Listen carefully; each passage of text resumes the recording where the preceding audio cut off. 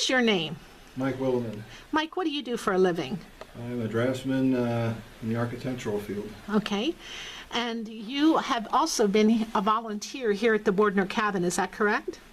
Yes, since the need to upgrade and bring the building up to code.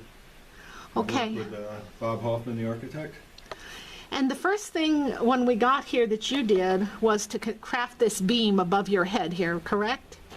Yeah, we had to add support to the flooring, 4 sections, to take it from 40 pounds per square foot to 100 pounds per square foot. So structural engineer Robert Buchler designed the beam for us. We crafted it from old growth fir, and a couple of young guys and one of the board members came out here, and we worked very hard to get it in place. Where on earth did you find old growth fir? It was a Craigslist find. Actually, it was from a gentleman down in Sinking Springs, a remodeler who had taken it out of a convent at Alvernia College about 15 to 20 years ago. And once he heard what we were doing here, he willingly sold us as much as we needed. Well, it's pretty impressive. And so the design is that you took, what, 3 of these boards and glued and bolted them together? Yeah, 3 glued, bolted, and then overlapped according to the structural engineer's design, put them on 6x6 posts and on concrete footers. Okay, and then in the next section you did something similar but different. Yeah, the spans there were not as long, so we took 3 2x8 pressure treated and put them on a 4x4 post. Can you, here's an old beam. Existing beam. And as over here, the space we were just in, the posts that were there were taken out and used for firewood by vandals. And here, just to upgrade the strength of the floor, actually it's 4 2x. And then the different posts, we used 4x6 post here. And you could mount them on rocks or existing cement footers? Solid rock or concrete, yes. We were fortunate to have concrete and solid rock in the exact locations we needed them. And then there's a hole back here. What's back there? That's a crawl space. And back here, because of the tight confines, instead of using beams, we were able to use 4x4 post mid-span on each of the old log floor joists. You know what's interesting, I see a tree stump there. It reminds me how the homes in Mount Gretna are built on tree stumps. That's exactly how my home is. There's about 4 tree stumps under my house. So you live in Mount Gretna? Yes, I do. Okay. And you can see the different ductwork and piping that Mr. Bordner had installed, wiring. And there's actually speaker wire. I imagine he had some speakers going from one point to the other. It was kind of an interesting crawl. Okay. Not as bad as I thought it would be. Okay. Well, you're a little claustrophobic, so you had to overcome some fears there, correct? Yeah, but there's a nice vent window there that helped. And, you know, it really wasn't as bad as I thought. Well, did anybody ever tell you that you resemble Armar Bordner? Well, I heard that just this morning from you.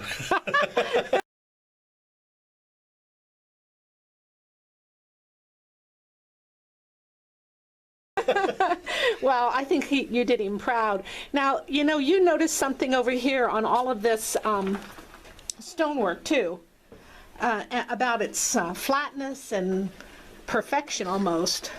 Yeah, it is an amazing structure, and the size of the stone, how square it is, how after all these decades it's still in immaculate condition. And they took a lot of time to do this right.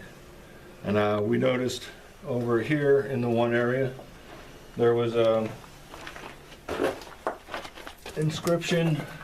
It looks like RB 1938, which could very possibly have been his brother.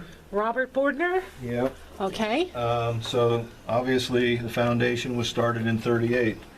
There's another crawl space over here that we did the same thing to. Oh yes, I can see a beam back in there. We put post underneath, and that area, the leaves are there from when this was built, it seems. Oh my goodness. Once the floor went on, that ground wasn't touched or cleared out. Well, there's a lot of rocks. There's another tree stump. Yeah. That one doesn't go all the way up to the floor joist, but the rocks and everything in here are tremendously huge. Yeah, there's only so much they could move at the time, so I Yeah. think they left a lot in place. But yeah, if you look down the sides of these walls, the straightness of them and things, it's just really amazing. Now, I know Armar Bordner grew up in what's now Coleman Park, and there were all kinds of craftsmen there. The Colemans and Brocks hired only the best, maybe stonecutters from Italy and things of that nature. And he seemed to be quite the industrious young man, and I can only imagine that he was able to learn from them this craft of being able to cut this stone. Yeah, a lot of the homes out here in Monroe Valley, it's not so square. You know, you see more of the mountain stone. It's more of a round stone, not the cultured stone, or not cultured, but you know, Chiseled worked stone. or whatever. Yes, Yeah. So it is an impressive foundation. I mean, you could, you know, just look at this and be blown away by the energy and strength it must have taken to do this work. Well, let's go outside and see what other improvements have been done. Okay.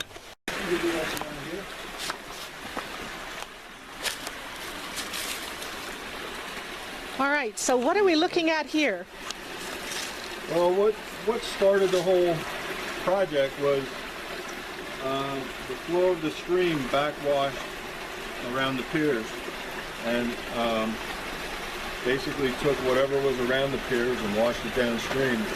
The far pier on the corner there had a large section that had fallen in, so we had to secure this. This is the genesis of the whole project. And those are the original posts in the center there, those two posts. The original post, and we were able to save the original piers. They were sound. The state engineers thought if they haven't moved in this length of time, they're not going anywhere. So, structural engineer, we came up with a system to put a concrete wall with rebar, a stone veneer, and then a concrete slab to prevent the backwash from happening again. And then it looks like you have some extra posts and beams in there too. Again, we had to shore up the floor of the porch to raise the weight load.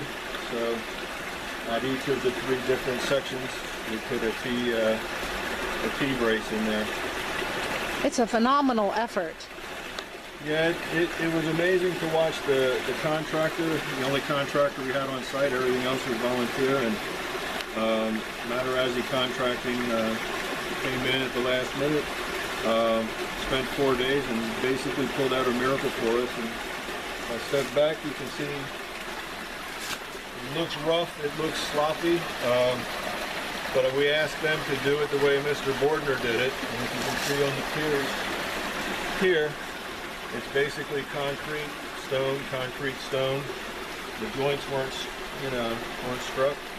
And I think in time, people will have a hard time telling that was something from 2015. Yeah, and if you look at some of these rocks here, this moss that's growing on the rocks is soon going to be growing on all of these rocks, no doubt. Yeah, it will just take a couple of heavy rains to bring the dirt and water up to the rock, and it will definitely blend in. Okay, well, let's go upstairs and see what's going on. Well, actually, from down here, I can see some new wood up there. Talk about that a little bit. The railing, the original railing was horizontal, the two horizontal pieces. Mm-hmm. And when his daughter visited, she told us that he put the fancy, nice pattern middle pieces in there so she wouldn't fall over. So some of those were missing, some of those were loose. We replaced some sections, and we had to put a railing in at 42 inches high. So we followed his pattern and his construction technique and put in a 42-inch high rail to meet the code. At the end, you can't see it from here, there was actually a walkway bridge going to the other side of the stream. That just had 2x4s in it. We recreated what he did to infill that. I'm told that bridge washed out in Hurricane Agnes in 1972. Yeah, it's been a while because those 2x4s were there a while, but it would have been nice to recreate that, but we don't know what it looked like. And that would have probably taken another permit. Yeah, and some strong people, because you can see the pier's laying on its side right where it fell. Yes, it is. All right, let's go upstairs. Then what's this, Mike? Just replacing the handrail that was there but long gone. We had the help of 20 Northern Lebanon high school students that came out one day and did what we asked. They stained the floorboards for the porch. They put this post in, and over here at what we're calling the outhouse, they dug the holes for the post. All right. The concrete slab, and it was great to have that young energy here. Well, now, wait a second. What's that on top of the outhouse? Well, there was a suggestion for a crescent moon, and my artistic abilities are limited when it comes to crescent moons. So we were eventually going to have to put a bar here to prevent this from being vandalized and tipped, and it's just an added touch done by a great craftswoman named Joellen. But from a suggestion on Facebook, I don't want to take away someone else's credit. It just adds some fun to it does, and instead of calling it an outdoor portable toilet, we can now call it an outhouse. Yeah. And I know we discussed what was the purpose of the moon, and I said, well, maybe it left in moonlight when they went to the bathroom at night. And someone else said, well, it also left the methane out from the decomposition that was going on beneath the toilets. Dual purpose moon. Yeah, dual purpose moon. Yeah, I didn't research that one. Yeah. Talk to me about that. Well, the original design of having the two horizontal logs on 2 posts or 3 posts, the spacing obviously would allow people to fall through. And in an assembly occupancy, even a residential occupancy, you don't want that. So for an assembly occupancy, you take the railing up to 42 inches. Well, instead of reworking what Mr. Bordner did, we're trying to preserve and let people see what was here. We built frames and put plexiglass to 42 inches behind that original railing. And it's not original, but it allows you to see the original and still see through and see how beautiful it is from the loft out the big window and into the lodge room. And then also, I got a few feet of the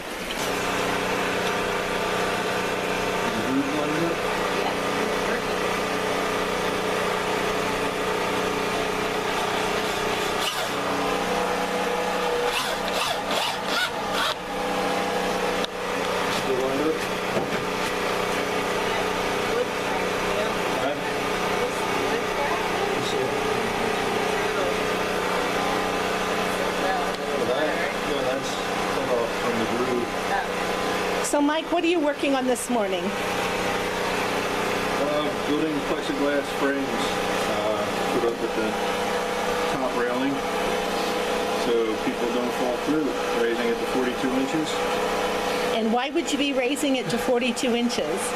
That's a good question. To meet L&I code for an assembly building, assembly occupancy.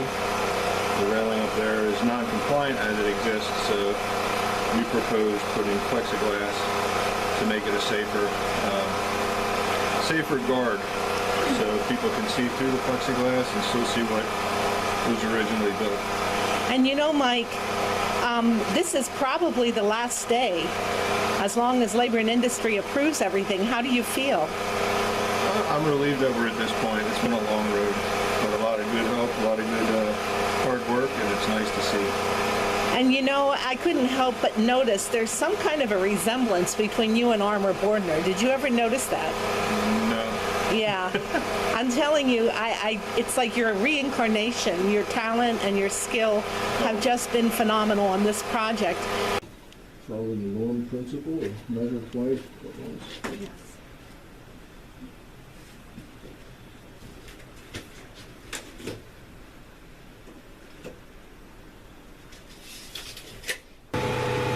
Slide that over to your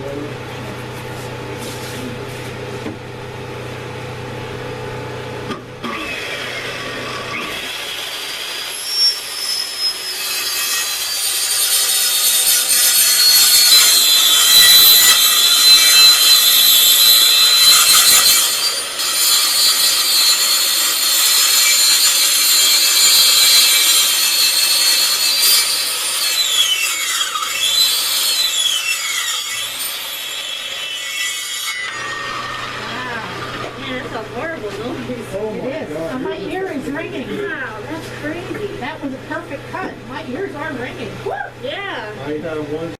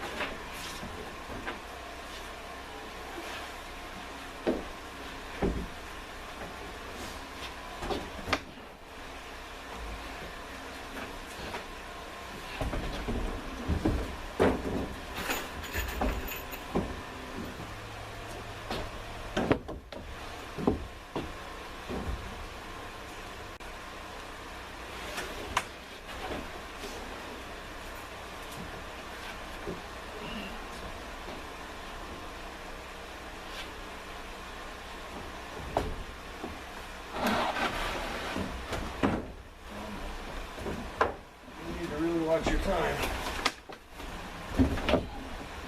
I really need to watch my step.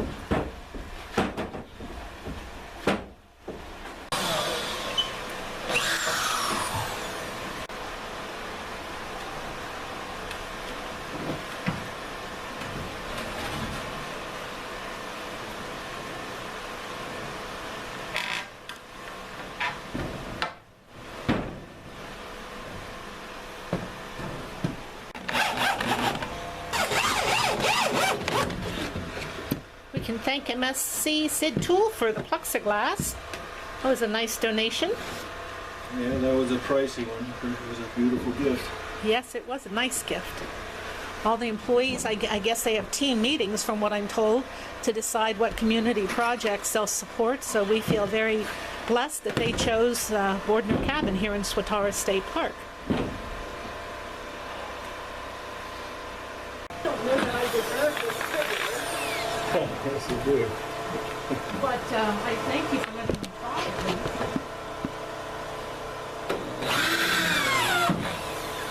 Last one. Yay. Nice. Hold on. Well, Mike, I can still look outside through this plexiglass. It's working fine. Good, good. Yep. Looks good. What is this going on? Well, vandals had busted out the door that was here. And there's a drop off that leads into the garage. So we had to close that off so people wouldn't fall in. So we built a crossbuck door, custom for the opening, and has it nicely secured so it can't be kicked out or broken out and people don't fall in and get injured. Trying to make it look like an original door. Okay, great. So let's go back out on the porch and see what else was done out here.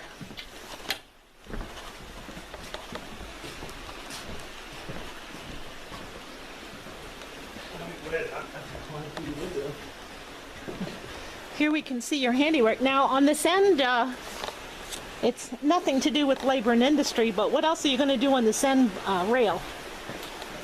Well, Eventually, not right now. Give you a break. You've been working hard. a photograph was found where Mr. Bordner spelled his name using what looks like a grapevine with, you know, A-R-M-O-R. Or AR. A-R, sorry.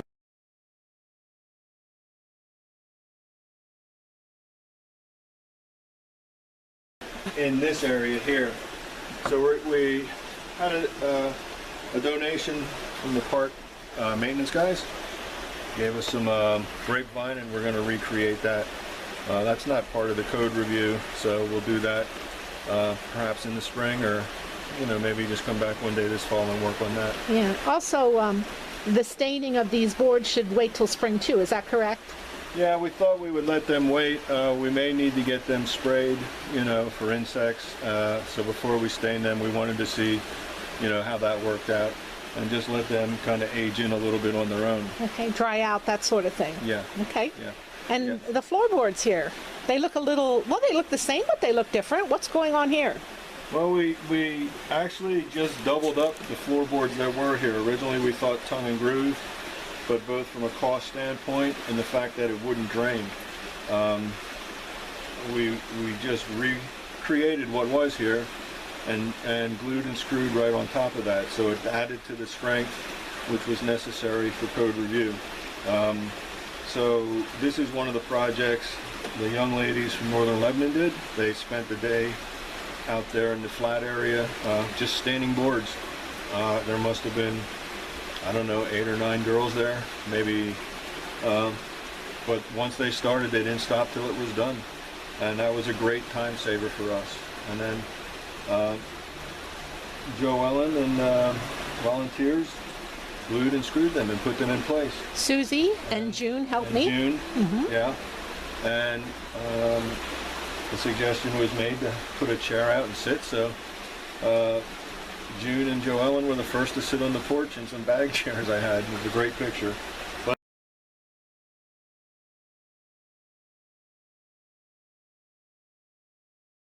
it is truly a special place now that we can be out on the porch. Absolutely, and then just enjoy the falls and sit out here and maybe see a deer go by once in a while. Yeah, I also noticed that the sound of the water is a lot more mellow here than it is at other parts of the house. But different parts of the house, you hear water reflecting from different locations, different angles. It's really magical when it's quiet and you can just listen to that. But the porch itself was off limits. We didn't spend much time out here until we started working on it. And now that we can be on the porch after inspection, it is a fabulous place. We're looking at coming up with a bench design so we can have a permanent bench here so people can sit and enjoy it. Okay. And before we leave the porch and we're outside, there's I can get better pictures. Talk to me about the design of these logs. They're not just like rounded Lincoln logs stacked on top of each other. What did you notice about these? Well, every log is hand-hewn concave to rest on top of the other log, so that the chinking of horsehair and tar inside is compressed, and the full length of every log has this shape. Some of these logs are the full length of the house. They're quite large, and I'm sure they're quite heavy, and after trying to work the oak and the wood that's on the porch, I can only imagine how difficult a task that was at the time. But if you come out and visit, you'll notice that the chinking is still in place. The original. It hasn't failed. There's no holes in it. And I think a large part of that is just how it's compressed and packed in there. It took some real craftsmanship to put this cabin together.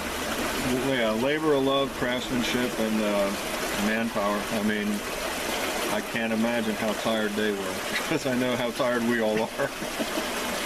Yeah. Okay, what am I missing? Well, the stone wall here. Oh, yes, the stone wall. Talk to us about the stone wall. Well, it had collapsed, hadn't it? Yeah, there was a good 12-foot section of stone wall that had fallen in. Who knows how long, and it was just progressively, deteriorating, getting more and more settled. And we wanted to recreate that to prevent the water from coming up on top of the wall and onto the porch and into the house. So there was a major storm coming. One of the board members, Ben, spent the day cleaning out the stones. We thought we'd need a bunch of strong young high school boys, but he got all the stones lifted out. The next day, whatever stones remained, Joe Ellen and Pete took care of that, and within a day, the stone wall was in place. And we don't want to forget that Ben was here from the morning with me, and he was the master mason and I was the mud girl. Yeah, neither Ben nor Joellen, to my knowledge, have done something like that with a wall. And from the outside, you really can only tell it's a newly rebuilt wall because the cement is new. Once that ages in, you'll never know. And the wonderful thing about that is we had a diversion dam in place. We knew heavy rains were coming, and the diversion dam was not going to withstand that. So the stone wall was built on a Tuesday. Tuesday night the rains came. Rained all day Wednesday. And when I came out Thursday, this was pretty much a roaring rapids, and the miracle of getting the wall built in a day paid off. And that little drain pipe actually worked. Yeah, a spring has opened up, actually I think this spring, and it flows pretty well, so that would have just eventually eroded towards the port. So, is it June and Dick? Yes. Worked on the trough there. We put a pipe in the wall, and when the rains came, the spring was flowing like a small stream, and it was a constant flow out the pipe, so that worked. And the wall was saved.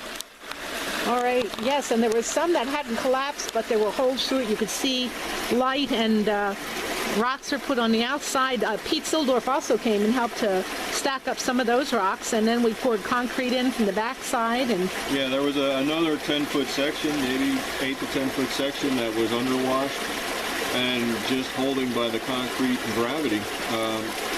And that would have fallen in as well if that wouldn't have been saved. So the entire section of wall where you see new dirt has been saved. Fantastic. That's all within our 25 feet of care with our lease here at the Bordner Cabin.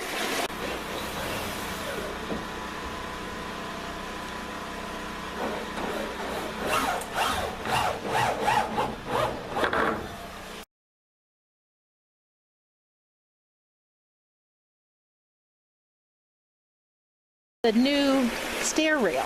Talk to me about that.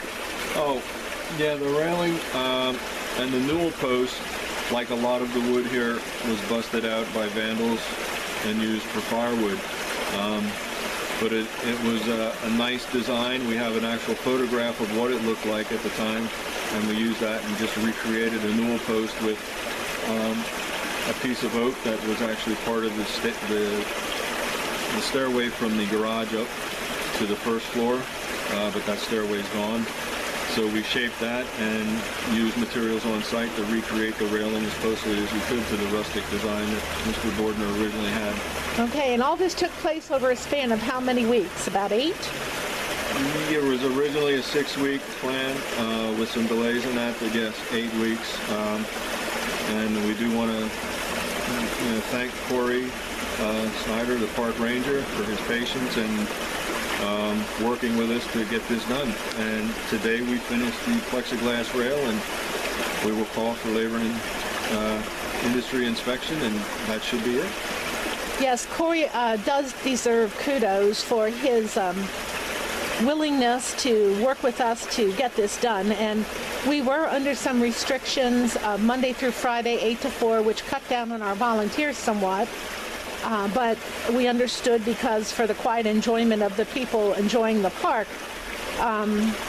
But the people that came out were phenomenal workers, and your dedication again to this project has been overwhelming and positive, and you have a good spirit in you that comes out, and you just get people to work together, and it's been wonderful. Thank you. Well, if you've ever been here, you know the magic of the place, and that's what struck me, and it's an honor to be a part of saving this. And anyone who's come up while we were working, visitors, and there were children. Lots of them. Oh, there were so many that some days I was talking more than working, but we've had elementary school children come up here and hang on every word we tell them, and just totally amazed by what they see in here. Mm-hmm. So it's good to see that young people appreciate it. We've had people who knew Mr. Bordner come up. We encourage them to go to the website and tell their story. The stories we learned from visitors were nothing compared to the stories we heard from his daughter, and that's what made this all worthwhile. And his daughter is Linda, and she's living out in Arizona, and she just happened to be coming in for a birthday party for a 95-year-old relative. Yeah. So yes, we have a YouTube. It's an Armar Bordner or Bordner Cabin channel, and all the videos of people who we have talked to over the years really are on there, and you will become part of our history, Mike. No, so thank you. I did it for the love of the place and just the beauty of it. I mean, it's amazing.